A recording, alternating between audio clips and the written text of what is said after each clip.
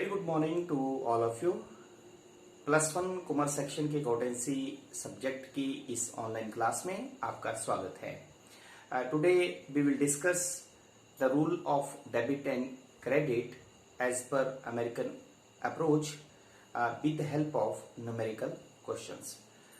पिछले वीडियो में हमने आपको बताया कि अमेरिकन अप्रोच के अकॉर्डिंगली खाते जो हैं वो मुख्यतः 5 तरह के होते हैं। नंबर 1 एसेट्स अकाउंट, संपत्ति खाते। नंबर 2 दायित्व खाते जिसे लायबिलिटीज अकाउंट कहते हैं। नंबर 3 कैपिटल अकाउंट, पूंजी खाते। नंबर 4 इनकम अकाउंट, आय खाते। और नंबर 5 एक्सपेंसेस अकाउंट, व्यय खाते। Rule of debit and credit में वी हैव ऑलरेडी डिस्कस्ड कि एसेट संपत्ति खाते के लिए rule of debit and credit क्या है। तो यदि संपत्ति में वृद्धि होती है तो उसे संपत्ति खाते के डेबिट पक्ष में लिखा जाता है, और अगर संपत्ति में कमी होती है तो उसे संपत्ति खाते के क्रेडिट पक्ष में लिखा जाता है।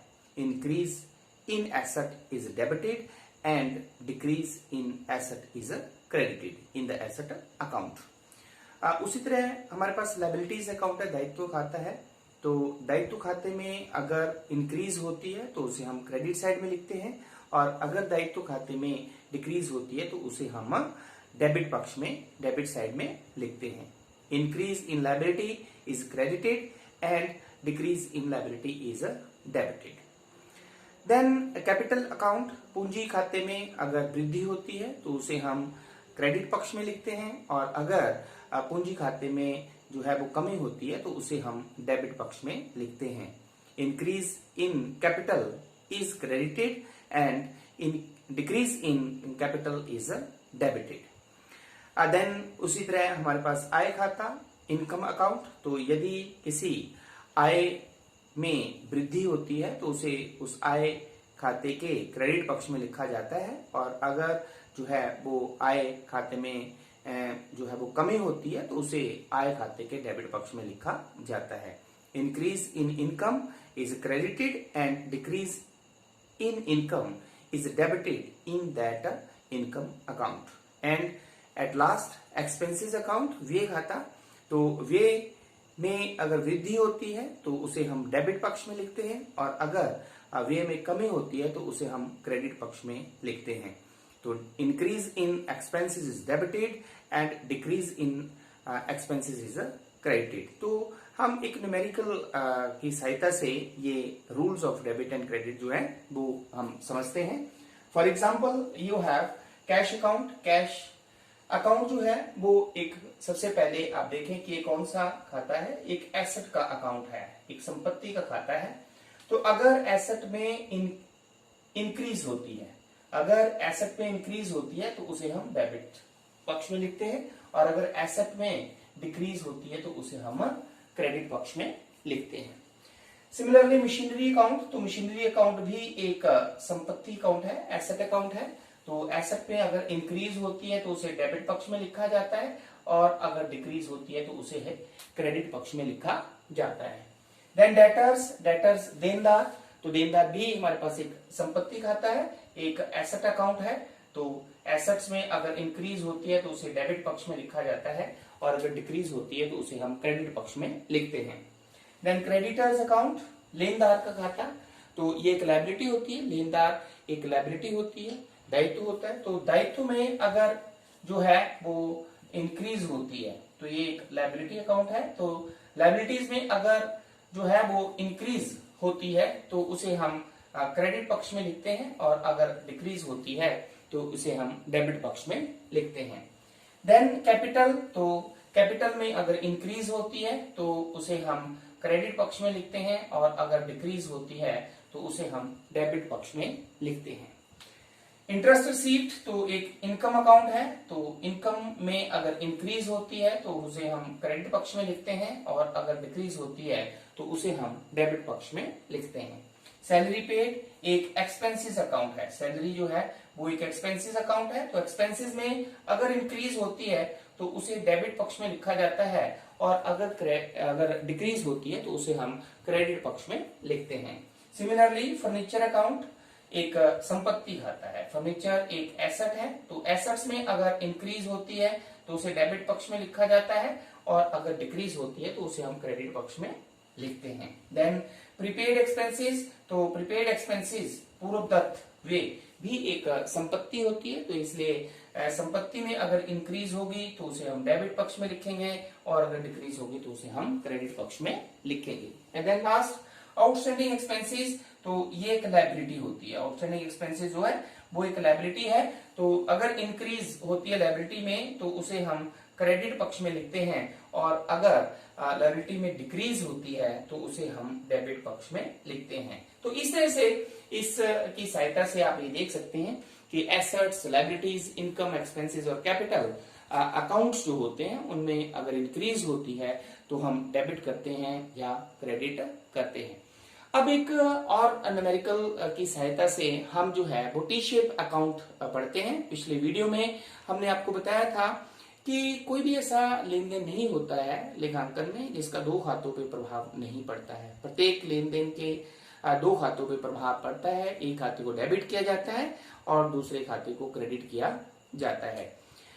पिछले वीडियो में हमने आपको बताया था कि खाते का प्रारूप जो है वो टी शेप होता है। कैसा होता है? टी शेप होता है, और उसकी लेफ्ट हैंड साइड जो होती है उसे डेबिट साइड कहते हैं, और राइट हैंड साइड जो होती है उसे हम क्रेडिट साइड कहते हैं।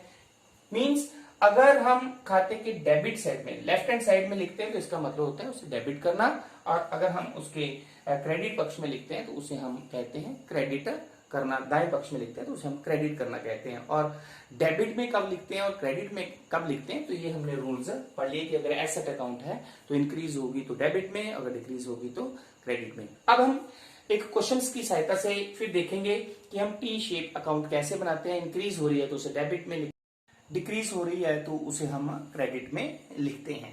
टी शेप अकाउंट में हमने आपको बताया है कि जब भी हम लेफ्ट साइड में लिखते हैं तो उस अकाउंट को डेबिट करना कहा जाता है, और अगर हम उसके राइट साइड में लिखते हैं तो अकाउंट को क्रेडिट करना कहा जाता है। अब एक क्वेश्चंस की सहायता से हम देखते हैं। तो ओपनिंग कैश बैलेंस है हमारे पास 10,000, then purchased furniture for cash ₹2,000, furniture खरीदा 2,000 रुपए का।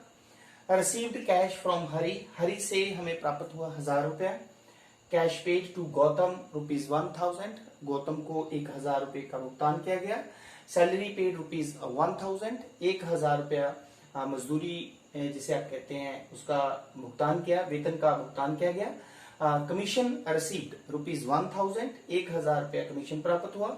गुड्स परचेज फ्रॉम राम से उधार माल खरीदा गया 5,000 रुपया। और cash paid to Ram ₹1,000, Ram को 1,000 रुपया दिया गया। Then goods return to Ram को जो है वो गुड्स वापिस की गई 500 रुपीज की। Then cash paid to Ram ₹1,000 rupees जो है वो राम को दिया गया। तो हमने डिस्कस किया है कि कोई भी जो अकाउंट होता है उसका ये टी फॉर्मेट होता है। लेफ्ट हैंड साइड को डेबिट साइड कहते हैं और राइट हैंड साइड को क्रेडिट साइड कहते हैं। इस क्वेश्चन में हम जो है वो एक कैश अकाउंट और दूसरा राम अकाउंट। तो कैश क्योंकि एक संपत्ति है, कैश जो है वो एक संपत्ति है, और संपत्ति खाते का rule of debit and credit हमने पढ़ा है। वो क्या है? वो है कि अगर इंक्रीज होती है संपत्ति खाते में, अगर इंक्रीज होगी तो उसे हम डेबिट पक्ष में लिखेंगे, और अगर संपत्ति खाते में डिक्रीज होगी तो उसे हम क्रेडिट पक्ष में लिखेंगे। अतः इस क्वेश्चन में कैश में अगर वृद्धि होगी, क्योंकि कैश एक संपत्ति खाता है, तो कैश में अगर वृद्धि होगी तो उसे हम डेबिट पक्ष में लिखेंगे, और अगर कैश में कमी होगी तो उसे हम क्रेडिट पक्ष में लिखेंगे।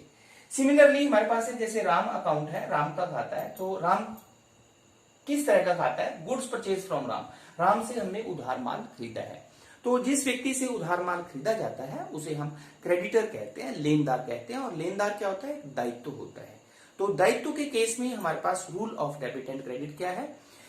Increase in liability, increase in liability is credited and decrease in liability is debited. तो अगर राम के खाते में अगर वृद्धि होगी तो उसे हम क्रेडिट पक्ष में लिखेंगे, और कमी होगी तो डेबिट पक्ष में लिखेंगे। तो लेट मी स्टार्ट। तो ओपनिंग कैश बैलेंस, क्योंकि कैश का हमें 10,000 रुपए पहले बैलेंस दिया गया है, तो आप यहां लिख सकते हैं टू ओपनिंग बैलेंस। हमें कैश का दिया गया है 10,000, क्योंकि खाते के जब आप डेबिट पक्ष में मतलब बाएं पक्ष में लिखेंगे तो टू वर्ड का प्रयोग करेंगे, और जब आप क्रेडिट पक्ष में मतलब दाएं पक्ष में लिखेंगे तो वाई वर्ड का प्रयोग करेंगे। तो अब सेकंड ट्रांजेक्शन को अगर आप देखें, परचेज फर्नीचर फॉर कैश, हमने फर्नीचर जो है नगद खरीदा। तो जब हमने नगद खरीदा तो कैश डिक्रीज हुआ, मतलब कैश जो संपत्ति है वो कमी हुई उसमें। और अगर संपत्ति खाते में कमी होती है तो उसे हम किस पक्ष में लिखते हैं? क्रेडिट पक्ष में लिखते हैं। तो हम क्रेडिट पक्ष में लिख देंगे, क्या हुआ? बाई फर्नीचर परचेज किया हमने, तो हमने लिख दिया by furniture purchased, by furniture purchase 2000 का हमने फर्नीचर खरीदा।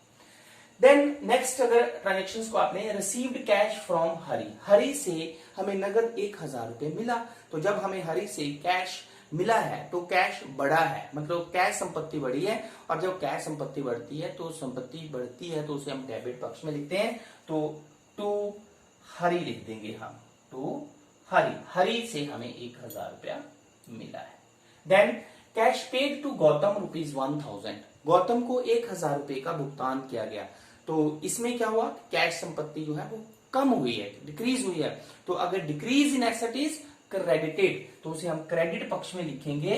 तो यहां पे हम लिख देंगे बाई गौतम, बाई गौतम 1000 रुपया हमने उसे पेमेंट की। देन सैलरी पेड, हमने जो है वो वेतन दिया है, तो फिर हमारे पास डिक्रीज इन एसेट हो गया, तो बाई सैलरी आप लिख सकते हैं, कितना? 1000। देन कमीशन रिसीव्ड, हमें कमीशन मिला, इनकम मिली, तो उसकी सहायता कैश हमने, क्योंकि हम कैश अकाउंट बना रहे हैं तो हम कैश पर देखेंगे कि इफेक्ट क्या हुआ। तो जब हमें कमीशन मिला तो कैश संपत्ति जो बढ़ी, तो कैश संपत्ति जो बढ़ती है तो हमारे पास उसे हम डेबिट साइड में लिखते हैं। Then it is 1000।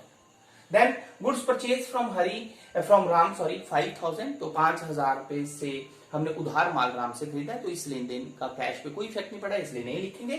कैश पे टू राम, हाँ राम को हमने 1000 रुपया दिया है, तो फिर कैश में कमी हुई तो बाई राम, ये कितनी कमी हुई कैश में? 1000 रुपया, तो उसे हम क्रेडिट पक्ष में लिखेंगे क्योंकि decrease in asset is credited. Then goods return to Ram, तो इसका भी हमारे पास कैश पे कोई इफेक्ट नहीं पड़ेगा। Goods return to Ram ₹500।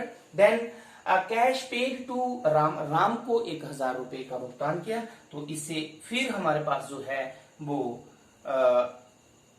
Cash paid to Ram, हाँ तो कैश में कमी हुई, कैश में कमी हुई, तो फिर हमने लिख देना है बाई राम, क्योंकि कैश जो है वो एक एसेट है, और जब हमने कैश राम को पे किया तो कैश संपत्ति है जो कम होगी। तो इस तरह से ये आपने देखा कि हम संपत्ति खाते में अगर इंक्रीज होती है तो उसे हम डेबिट साइड में लिखते हैं, और अगर डिक्रीज होती है तो उसे हम क्रेडिट पक्ष में लिखते हैं। ये हमने कैश अकाउंट में कैश अकाउंट बनाकर ये हमें पता चला। तो जैसे ओपनिंग बैलेंस था हमारे पास कैश, फिर हमारे पास जो है वो कैश मिला हरी से, वृद्धि हुई, इंक्रीज हुई। देन हमारे पास फिर कमीशन मिला 1000 से, हमारे पास कैश बढ़ा है। देन गुड्स हमने फर्नीचर खरीदा, 2000 रुपए से कैश कम हुआ। देन कैश पे टू गौतम को हमने 1000 रुपए का भुगतान किया, तो कैश हमारे पास कम हुआ।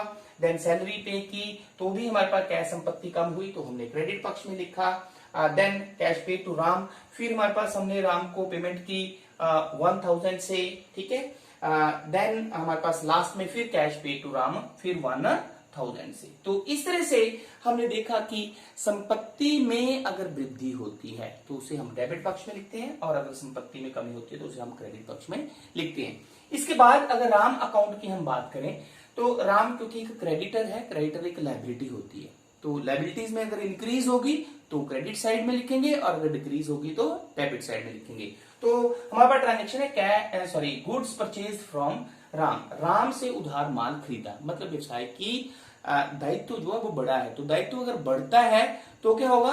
उसे हम क्रेडिट पक्ष में लिखेंगे, तो बाई गुड्स परचेज लिख सकते हैं, by goods purchased, by goods purchase कितने से? 5000 से हमने जो है वो गुड्स खरीदी। Then cash paid to Ram, तो राम क्योंकि क्रेडिटर था, लायबिलिटी थी, तो जब उसको पेमेंट कर दी तो लायबिलिटीज में क्या हुआ, कमी हुई या वृद्धि, कमी हुई। तो लायबिलिटीज में जब कमी हुई तो उसे हम डेबिट साइड में लिख सकते हैं, to cash paid, it is how much, 1000।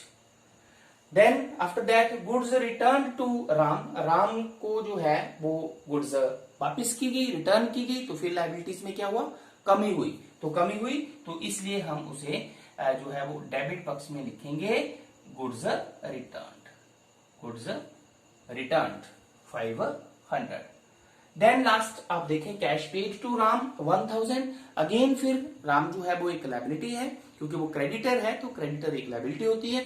तो जब हमने उसे 1000 रुपए दिया तो लायबिलिटी में फिर क्या हुआ, कमी हुई। तो लायबिलिटीज में अगर कमी होती है तो उसे हम डेबिट पक्ष में लिखते हैं, टू कैश पेड, कितना, 1000। तो इसमें आप बैलेंस भी निकाल सकते हैं, जैसे ये अगर साइड देखें आप तो ये 5000 है, ये 1000 प्लस 1000 2000 प्लस 500। तो अगर आप यहाँ पे बैलेंस लिखना चाहें तो बैलेंस आपके पास 2500 आ जाता है, 5000 दोनों तरफ बराबर। इसी तरह इस तरफ भी आप जो कैश अकाउंट में जो है वो बैलेंस लिख सकते हैं। तो इस वीडियो से आपने जो है वो आज क्या डिस्कस किया कि अकॉर्डिंग टू अमेरिकन अप्रोच जो है वो खाते मुख्यतः 5 तरह के होते हैं, assets, liabilities, income, expenses and capital account. और उनमें अगर इंक्रीज होती है और डिक्रीज होती है तो हम किस पक्ष में लिखते हैं, डेबिट पक्ष में लिखते हैं या क्रेडिट पक्ष में लिखते हैं। और अगर हम न्यूमेरिकल से समझना चाहें तो हम किस तरह से है जो टी शेप अकाउंट कैसे बनाते हैं। तो आई होप कि ये कंसेप्ट आपको क्लियर हो गया होगा। Thank you very much.